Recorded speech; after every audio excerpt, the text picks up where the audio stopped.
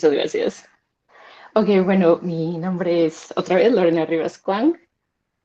Ah, yo soy mexicana.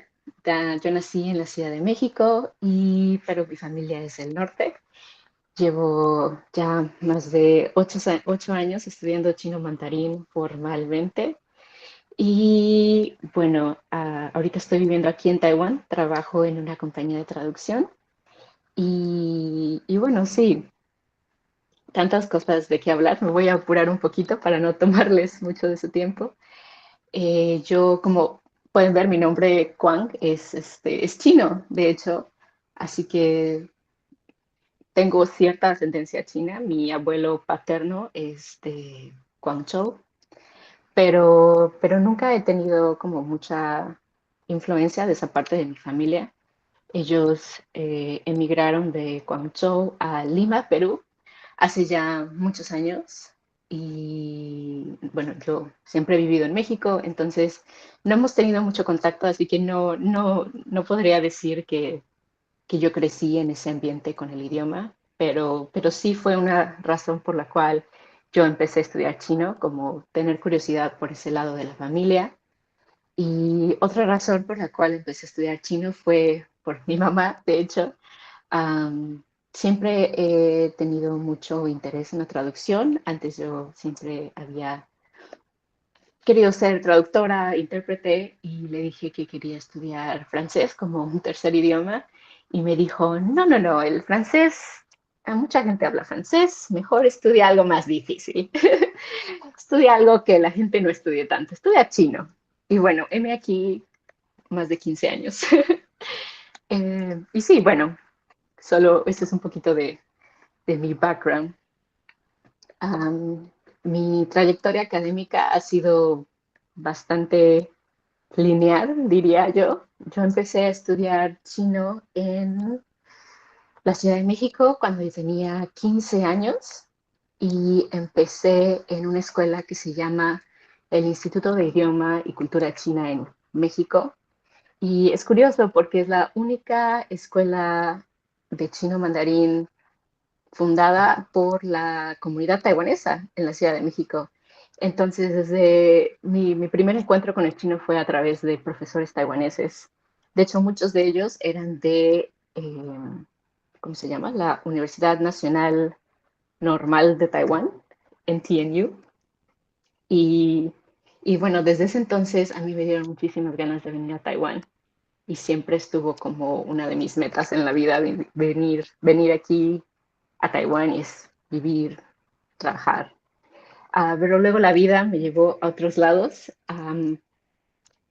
Cuando terminé la preparatoria, yo sabía que quería seguir estudiando chino y qué mejor que ir a un país donde hablen chino. Y obtuve la beca del Instituto Confucio y fui a la Universidad de Lengua y Cultura de Beijing a estudiar la licenciatura en Idioma y Cultura China. Allá estuve 4 años y la verdad fue una experiencia muy enriquecedora, muy bonita. Y esa es la foto cuando yo me gradué de la universidad.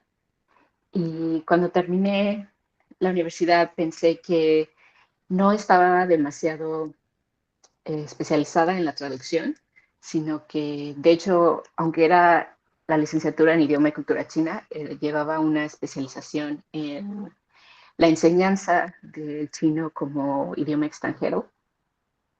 Y pensé que como que yo sentía que me faltaba un poquito más de, de especialidad y de especialización. Y tomé la maestría en traducción de chino-español en la Universidad de Estudios Extranjeros de Beijing, que también fue una experiencia bastante interesante. En la carrera todos mis compañeros eran otros extranjeros de todo el mundo que iban a estudiar chino. Y en la maestría todos mis compañeros eran chinos. Y fue súper interesante ver cómo los métodos de estudios eran como muy distintos y también el ambiente y las expectativas en la maestría eran mucho más, el ambiente era mucho más competitivo pero eso también me ayudó mucho como a empujarme a estudiar más, a practicar más y creo que mi chino en esos años de estudio avanzó mucho y todo esto fue en simplificado, como se estudia en Beijing. Y, y bueno, esta ha sido mi camino de estudiar chino formalmente. Después de que terminé la maestría, yo vine aquí a Taiwán y empecé a estudiar más casualmente, más pues yo, primero que nada, a adaptarse a los caracteres tradicionales, que definitivamente fue un desafío y que siempre estoy aprendiendo nuevos caracteres. Y digo, oh, yo sabía este carácter simplificado, ¿verdad? Y la verdad, cuando escucho que hay gente que está empezando a estudiar chino y su primer encuentro es con el chino tradicional, me tengo mucha, les admiro mucho porque de verdad que son muchos más trazos por cada carácter. Y bueno, durante todo mi camino de aprendizaje siento que han habido varias cosas que me han ayudado a mejorar mi idioma y aprender de verdad el idioma. Y digo aprender en el sentido de, ok, veo este carácter, sé cómo se lee, lo aprendo, lo digiero, lo proceso en mi cerebro y luego lo puedo utilizar en un contexto adecuado y correctamente, como ese ciclo de aprender algo. Creo que estas han sido las cosas que más me han ayudado. El primero, digo clases de salsa, pero en realidad es como um, encontrar, o encontrar amigos o conexiones con otras personas utilizando el idioma y en un ambiente donde podamos hacer algo que a los dos nos interesa, ¿no? Como el idioma como una herramienta, no como algo que se sienta pesado, que tengo que hacer, sino como una herramienta que me permita hacer algo que a mí ya me gusta hacer. ¿No? Creo que eso me ha ayudado en lo particular. A mí me encanta bailar salsa y, sí, y aquí en Taiwán empecé a bailar hace 2 años y claro, las clases son en chino, todos mis compañeros son taiwaneses y creo que eso me ha ayudado también a sentirme más cómoda, a entender más la cultura y a utilizar el idioma, porque a veces lo que aprendemos en los libros es bastante diferente a cómo ellos hablan o cómo ellos utilizan el idioma sí. Entonces, eso se los recomiendo mucho si están en Taiwán. Por ejemplo, sé que si estudian en una universidad, hay muchos clubes de asociaciones de estudiantes, de todo, tengo una compañera que va a hacer MMA, como artes marciales mixtas, y sí, ha hecho muchos amigos. Hay de anime también. Yo les recomiendo eso. Y si no están en Taiwán o todavía no están en la universidad, ver telenovelas taiwanesas, qué buen recurso es, la verdad. No es necesariamente telenovelas, pero siento que ver televisión en chino es es súper, súper útil porque es un ambiente como controlado donde uno puede escuchar cómo ellos utilizan el idioma en ese contexto y, por ejemplo, si escuchaste una frase, la puedes repetir, escucharla otra vez y repetirla en voz alta y acostumbrarse al acento y empezar a practicar cómo poner la boca, para hacer esos como mismos sonidos y tratar de oírse lo más natural que se pueda. Aunque yo estudié en Beijing por 6 años, a mí nunca me gustó mucho el acento del norte de China o el acento como más chino típico. Entonces, yo creo que porque siempre mis profesores eran de Taiwán, entonces hasta el día de hoy tengo un acento más taiwanés cuando hablo en chino Y creo que ver telenovelas me ha ayudado a practicar ese acento, así que se los recomiendo. Y también en una línea similar como podcast. Últimamente estoy escuchando estos dos podcasts que se llaman Cha Cha Hua y Hua de Zai Shuo. Eh, y más recomendaría podcast como una herramienta para escuchar palabras más modernas, como slang, que ellos utilizan, que a la hora de hablar con ellos, si uno no sabe este slang, bueno, a mí me costaba mucho trabajo entenderlo. Y eso es algo definitivamente que no lo hablan tanto en clase, ¿no? En los libros de texto. Y últimamente, para seguir mejorando mi chino, he tomado clases privadas, que me ha ayudado también a sentirme más segura. Y bueno, es otro recurso que lo puedo recomendar. Y hablando rápidamente sobre mi experiencia con el TOEFL, mi primer intento fue hace 3 años, hace más de 3 años de hecho, y tomé el C2, logré el C2 en listening, el C1 en reading, pero mi meta sería tener el C2 en las dos secciones, así que manifestamos el C2 en ambas secciones a final de este año. Y creo que el TOEFL definitivamente sí te mide tu nivel de idioma, pero también creo que hay un poquito de técnica, si puedo decirle así, como para todos los exámenes y creo que es algo que se puede practicar. Por eso mi recomendación número uno para hacer este examen, que concuerdo con lo que dijo Jorge, es hacer exámenes práctica. De verdad que ayudan mucho para acostumbrarse al formato del examen y que no te sorprendan cuando sino como que no sabes qué esperar y te sacan de este flow para hacer el examen. Y bueno, la razón principal por la que yo tomé el TOEFL fue como una meta personal. Yo cuando estudié en China, en mi último año de la universidad, me parece, tomé el examen HSK, que en esos entonces el más alto era el nivel 6. Creo que ahorita ya hay un nivel más alto, 2. Y cuando yo llegué a Taiwán, bueno, para mí sí fue un shock bastante grande el acostumbrarme al chino tradicional y me lo propuse en ese entonces como, ok, en un año o en dos voy a hacer el TOEFL y quiero lograr el C2. Y esa fue mi razón principal. También en ese entonces estaba pensando en cambiar de trabajo. Yo estaba trabajando en la misma compañía, pero al principio fue bastante demandante y definitivamente tuvo que ver que yo no había estudiado o vivido en Taiwán y fue como difícil acostumbrarme. En ese entonces pensé que hacer el examen me iba a facilitar encontrar otro trabajo, que, que sigo pensando que es válido, solo que decidí en ese momento quedarme en donde yo estaba.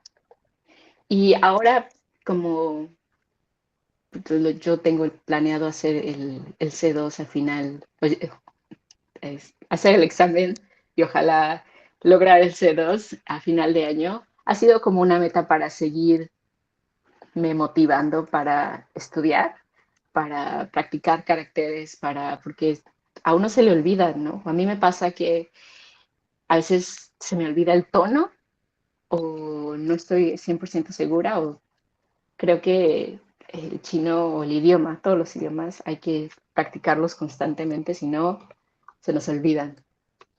Y bueno, estos son algunos consejos que yo les daría para el examen. Antes del examen, practicar con exámenes de prueba los más que puedan. Eh, por ejemplo, también en la sección de listening, algo que a mí me funcionó fue no poner tanta atención a hacer notas.